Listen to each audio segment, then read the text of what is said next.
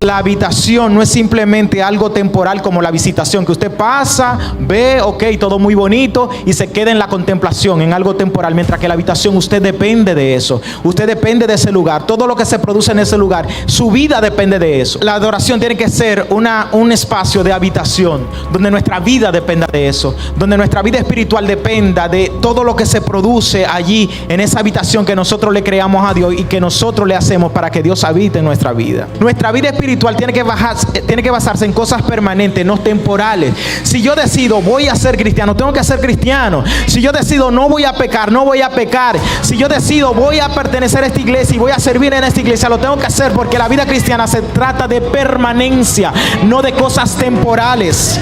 Siempre sacrificamos lo de Dios, pero nunca sacrificamos nuestras cosas. Entonces eso nos cuesta a nosotros y eso Dios lo valora. Por eso Dios, cuando tú creas una habitación con sacrificio, dice: no, mi hijo hizo mucho sacrificio, mi hijo dejó todo lo que él tenía para estar conmigo, para intimar conmigo. Entonces yo tengo que responder a ese llamado. Y entonces cuando Dios desciende y su presencia nos llena, y toda preocupación, todo problema, toda enfermedad se va, porque la presencia de Dios lo llena todo y en todo. Ese es el beneficio de nosotros crear habitación para Dios. Cuando usted viene a la iglesia, no es que usted viene a, no, yo voy a adorar a Dios como yo quiera, no. Dios tiene su forma, Dios tiene su estructura, Dios tiene su aposento de 4 paredes aquí establecido. Si usted viene a la casa, y usted tiene que venir con acción de gracia, con alabanza. Desde que usted sale de su casa, venga bendiciendo el nombre de Dios, venga adorando a Dios, para que cuando usted venga aquí a la iglesia, toda la adoración reunida y toda esa acción de gracia del pueblo se reúne, se convierte en una llama tan grande que los infiernos no pueden resistir, y que Dios tiene que fijar sus ojos sobre su iglesia. Y es como siempre no han dicho los pastores: el culto no comienza cuando usted entra por esa puerta, el culto comienza cuando usted se levanta y le dice: Señor, gracias por este día, gracias Señor por la oportunidad que me da de yo levantarme y ir a tu casa a adorar junto a mis hermanos, de ofrecerte sacrificio vivo delante de tu presencia. Si Dios es grande y poderoso, ¿quién va a cambiar eso? Nadie. Pues entonces yo reconozco que tú eres grande y poderoso, tú eres quien, aleluya, trajiste vida a esta tierra. Entonces es reconocer lo que Dios es. Eso es simplemente la adoración. Bendecimos el nombre de Dios. Glorificamos el nombre de Cristo en esta mañana. Dios es bueno. Dios es bueno. No hay nadie como Él. Él es digno de toda adoración, de toda exaltación. Él es digno de que sus hijos se reúnan a ofrecerle culto, a decirle: gracias Señor, porque tú eres bueno, porque tú has sido maravilloso, Señor, con nosotros. Gracias, Señor. Bueno, en esta mañana me corresponde tener unas cuantas palabras para la iglesia, para ustedes. Y el tema que me tocó en esta mañana trata de lo que es la visitación versus la habitación.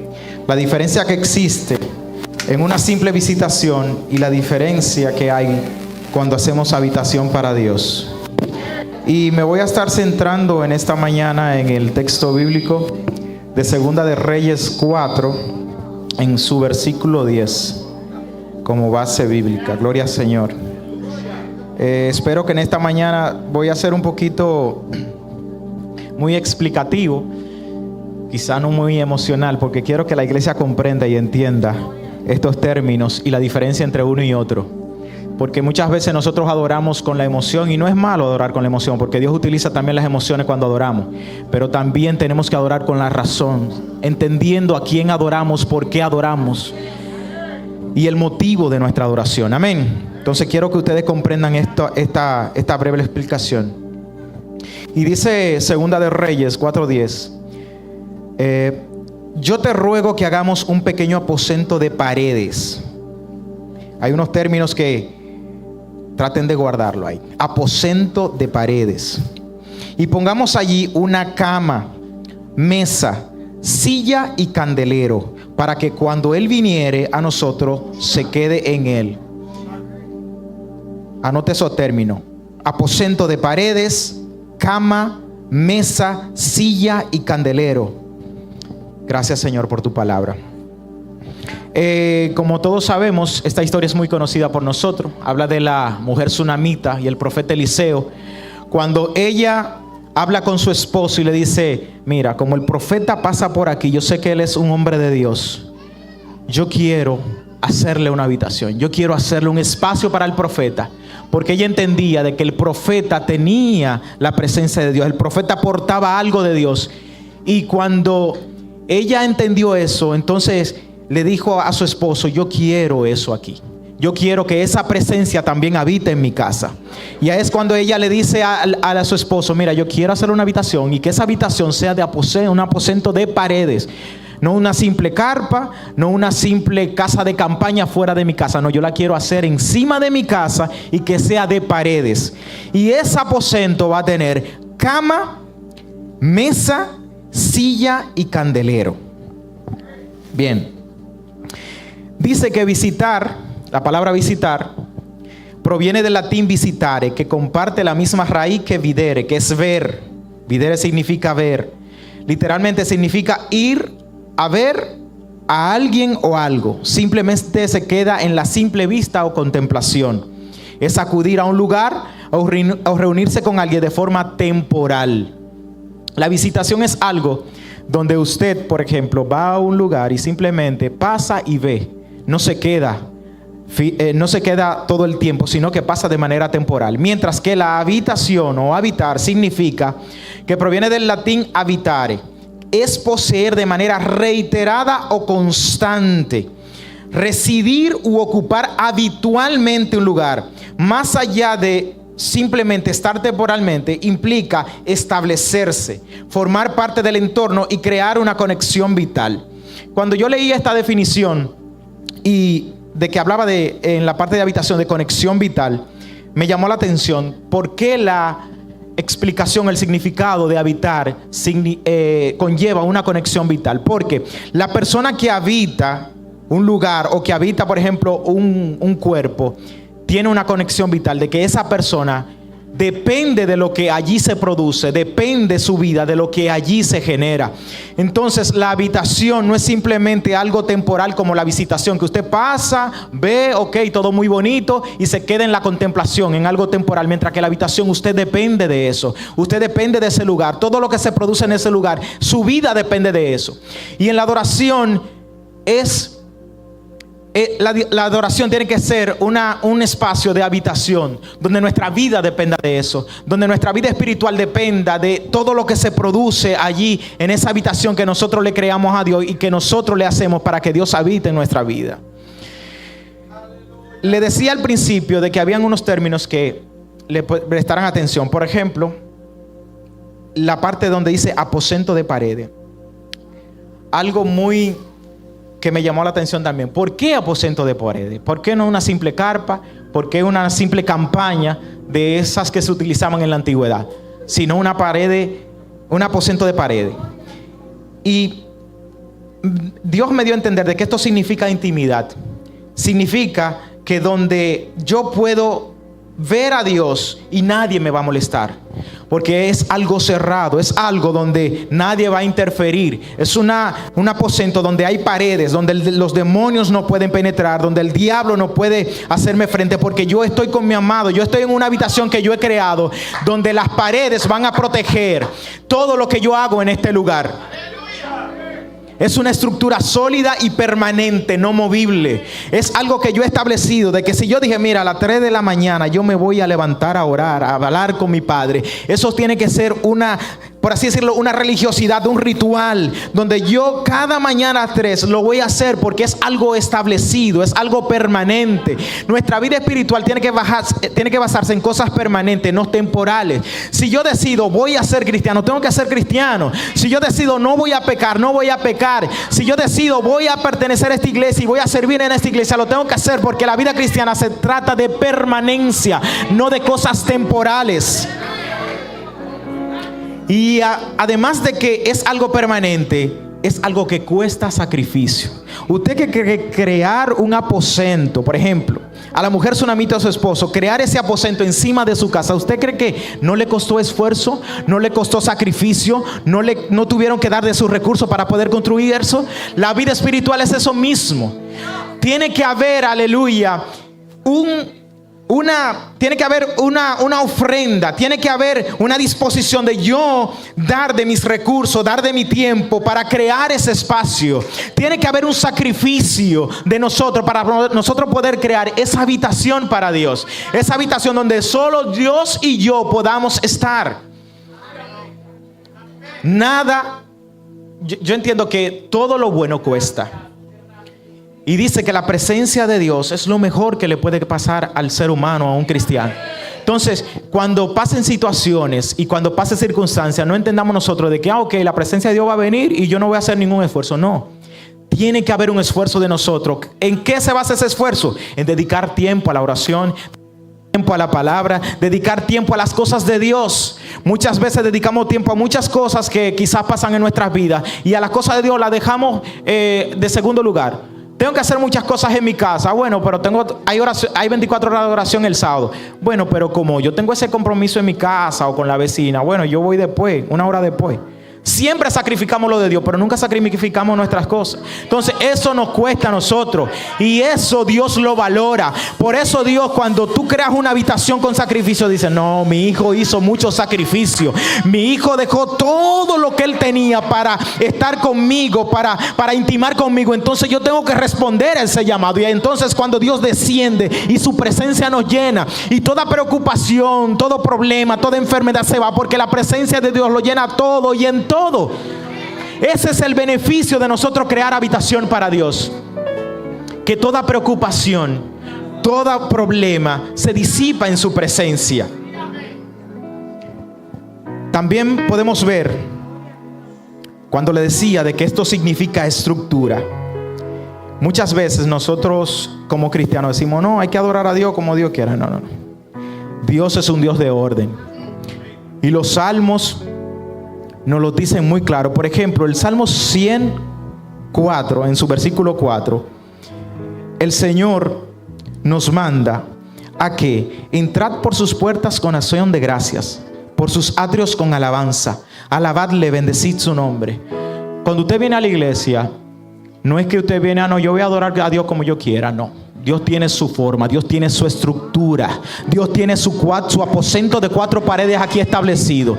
Si usted viene a la casa de Dios, usted tiene que venir con acción de gracia, con alabanza. Desde que usted sale de su casa, venga bendiciendo el nombre de Dios, venga adorando a Dios, para que cuando usted venga aquí a la iglesia, toda la adoración reunida y toda esa acción de gracia del pueblo se reúne, se convierte en una llama tan grande que los infiernos no pueden resistir, y que Dios tiene que fijar sus ojos sobre su iglesia.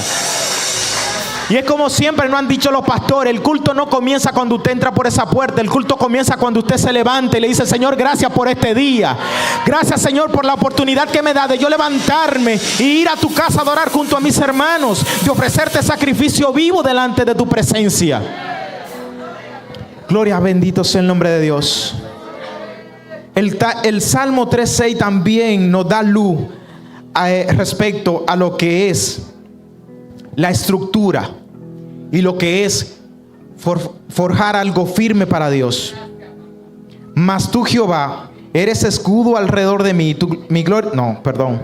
Es Mateo 6:9. Perdón, me confundí. En Mateo 6:9 nos arroja luz de lo que es crear una estructura fija para Dios, y de que Dios es un Dios de orden.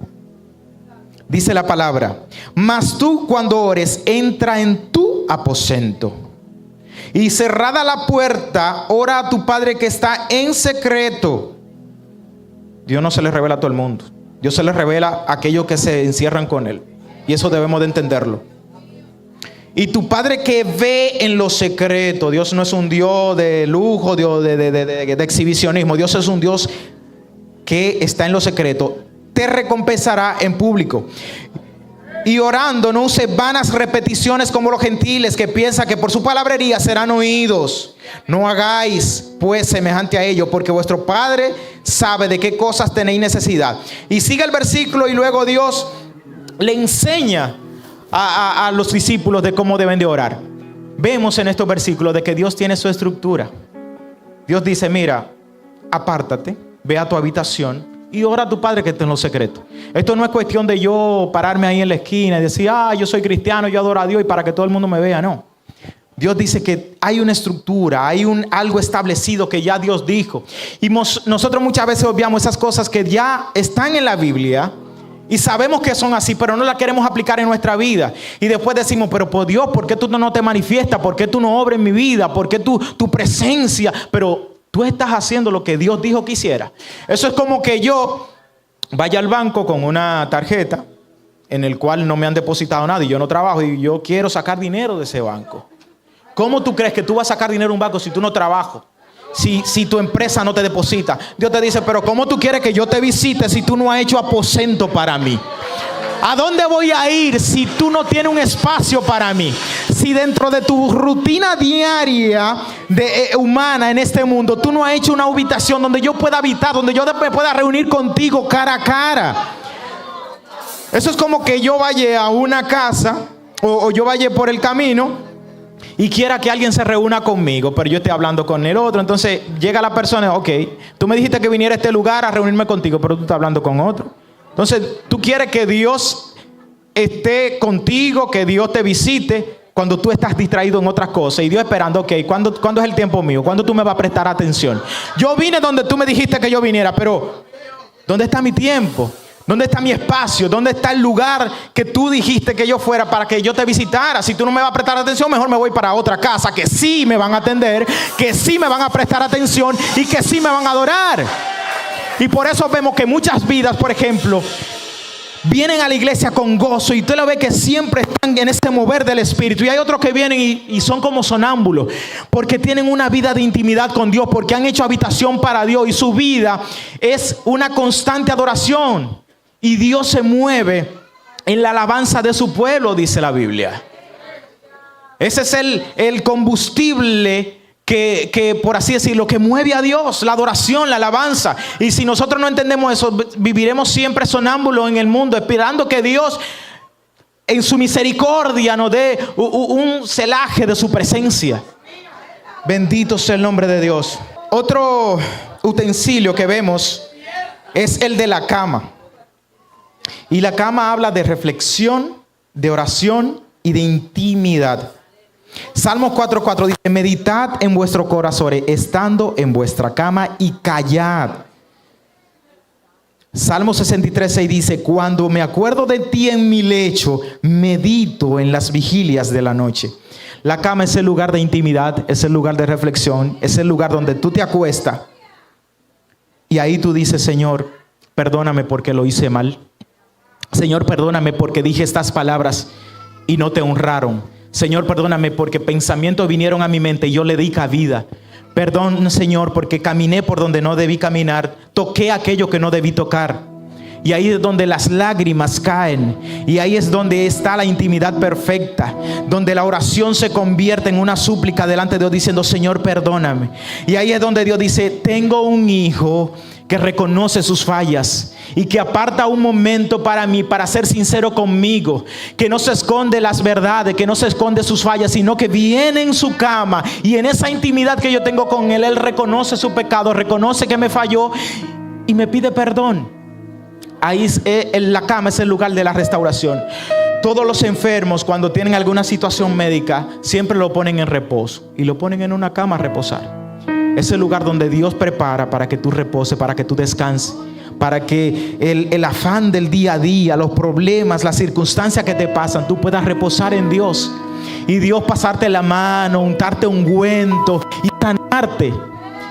Ese es el lugar donde Dios, aleluya, dispuesto para sanar a sus hijos, para sanar a sus hijos. Pero tiene que haber una habitación de adoración. Tiene que haber una habitación de adoración para el Señor, para que el Señor habite y en esa cama, cuando tú te derrames delante de Él, Dios pueda sanarte y tú puedas ser sincero con Dios. Otro utensilio es la mesa. Buscando la definición o la interpretación y de dónde provenía esta palabra, me sorprendió mucho, porque la mesa habla de hospitalidad, de comunión y también de provisión. La palabra mesa proviene del latín mensa. Dice que tiene una evolución histórica. Primeramente, esa palabra mesa se utilizaba para un pastel que era dividido en parte y era ofrecido a los dioses. Y que con el tiempo ese pastel se le trasladó a la tabla donde ha servido ese pastel. Pero luego, con el tiempo, ya no se refería al pastel y simplemente a la tabla, sino también al utensilio donde se ponía ese pastel. Y me llama mucho la atención porque habla, y lo que le decía al principio, que habla de hospitalidad y de provisión. La mesa es el lugar donde Dios se sienta contigo a comer tu adoración. La mesa es el lugar donde Dios se sienta contigo a compartir. Dime, ¿qué te pasó en este día? Dime, ¿qué maravilla viste que te hice en este día? Dime, ¿qué cosas pudiste recibir en este día que envié yo mi bendición a ti? ¿Viste los ángeles que te mandé, que nada te dañó, que nada te tocó? ¿Viste que te di lo que tú necesitabas? Ese trabajo que tanto me pediste, ¿viste que también te lo envié? Esa sanidad que tú me pediste, ¿viste que a través de mis ángeles pude enviarte todo lo que tú necesitabas? Ese es el lugar de conversación, de comunión, donde nosotros tenemos una relación continua con Dios. Pero también es el lugar de provisión. Y no provisión para nosotros nada más, sino provisión para Dios. ¿Cómo? Sí. ¿Dios necesita de nosotros? Sí. Ese es el lugar donde nosotros le damos la adoración a Dios. El alimento que Dios come de nosotros, esa es la adoración. Ahí es donde Dios te da lo que tú necesitas y tú le das lo que Dios demanda de ti, la adoración. Ese es el lugar de compartir, donde nos reunimos a conversar Dios y Dios. Él me da lo que yo necesito y yo le doy lo que Él demanda de mí, que es su adoración. Muchas veces nos afanamos en pedir y hacemos un cuarto, un aposento de paredes, pero solo para pedir. Y ese lugar no es solo para pedir, ese lugar es para dar también. Ese es el lugar para dar adoración.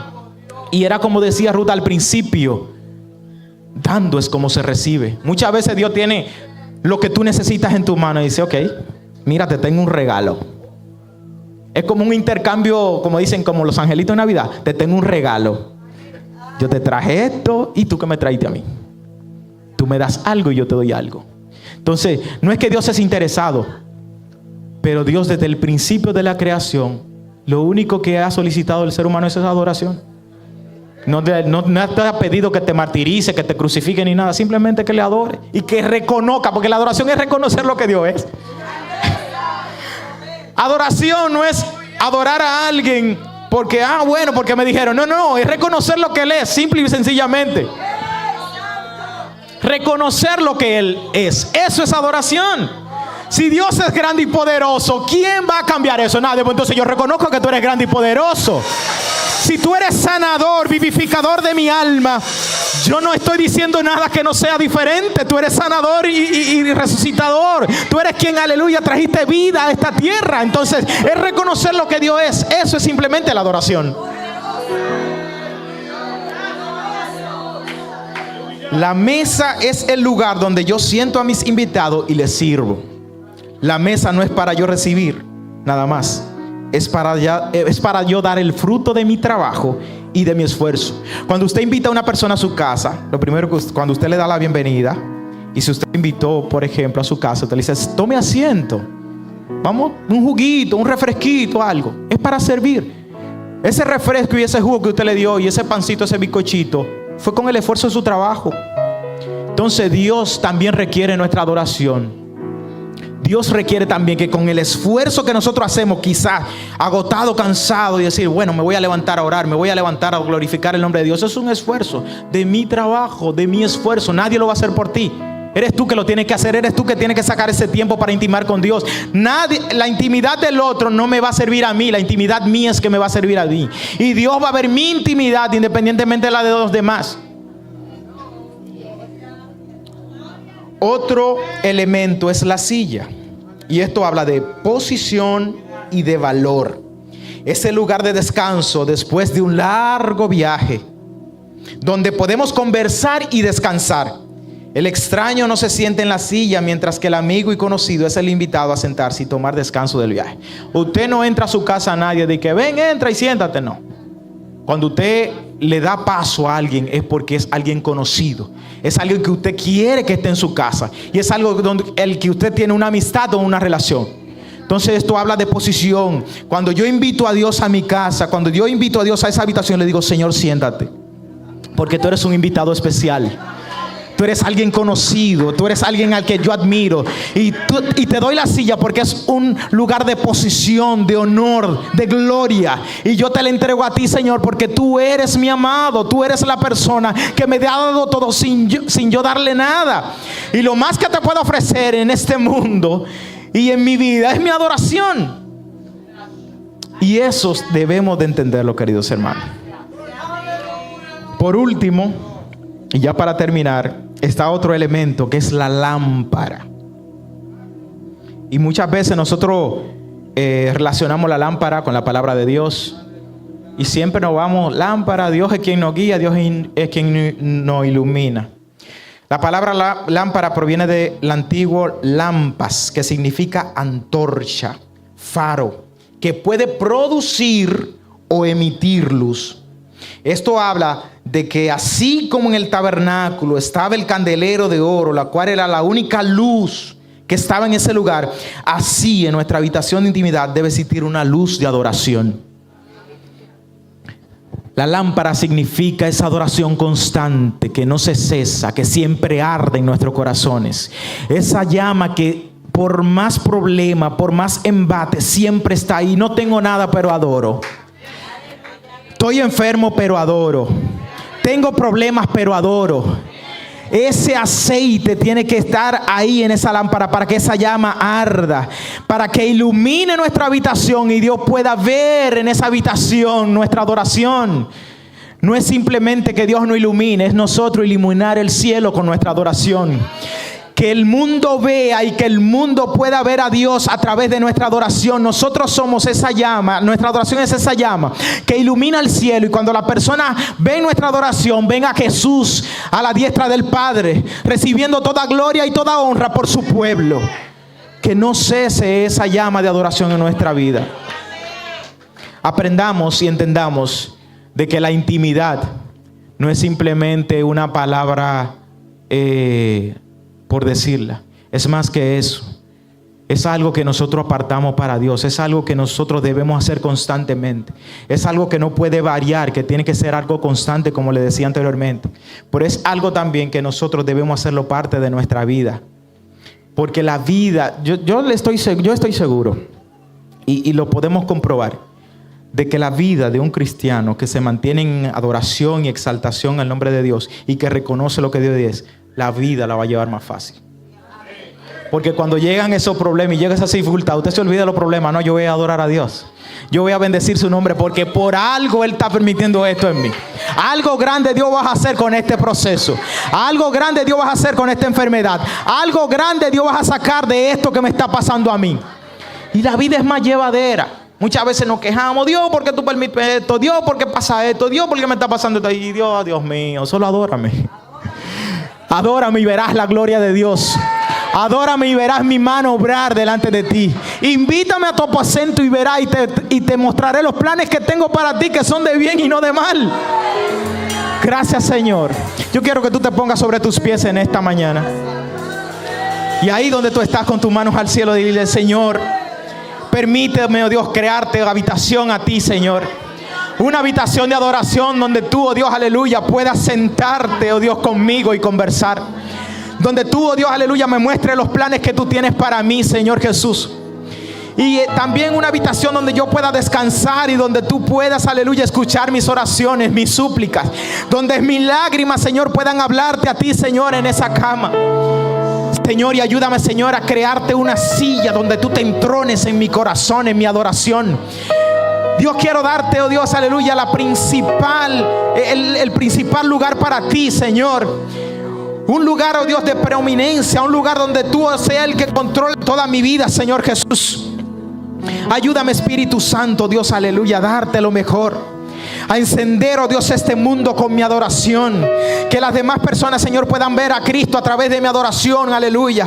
Que mi adoración pueda encaminarlo, Señor, a ti, Jesús, a la salvación, oh Dios, aleluya, que tú tienes preparado para ellos, Señor. Que mi adoración sea el reflejo de una vida cristiana, oh Dios, aleluya, que está agradecida de ti. Una vida cristiana, aleluya, que te agradece por lo bueno, por lo malo, por lo que vino, por lo que vendrá y por lo que tú harás, Señor, en mi vida. Señor, bendice esta iglesia. Bendice, Señor, esta iglesia con tu presencia, y que esta iglesia pueda entender, oh Dios, aleluya, la importancia, Señor, de tener intimidad contigo, de encerrarse contigo, oh Dios, aleluya, y tener esa cercanía contigo. Espíritu Santo, Espíritu Santo, tú quien nos guía a toda justicia, a toda verdad, guíanos al Padre. Guíanos a una verdadera adoración. Guíanos, Señor, aleluya, a adorar, oh Dios, como Dios quiere que le adoremos. Ayúdanos, Espíritu Santo, porque tú estás aquí en este lugar. Y Jesús, aleluya, dejó este regalo precioso que eres tú, Espíritu Santo, para guiarnos en este mundo. Que la palabra, Señor, aleluya, se haga viva en nuestra vida y en nuestros corazones. En el nombre de Cristo Jesús. Amén y amén.